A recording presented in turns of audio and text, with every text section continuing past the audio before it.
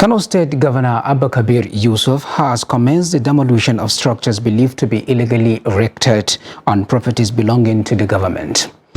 Trust TV gathered that late Friday night, a task force set up by the governor began the demolition of structures built inside the KANO racecourse. Recall that the governor had in his inauguration speech have a marching order to security agencies in the state to immediately take over all public properties sold by the administration of former Governor Umar Abdullahi Ganduje.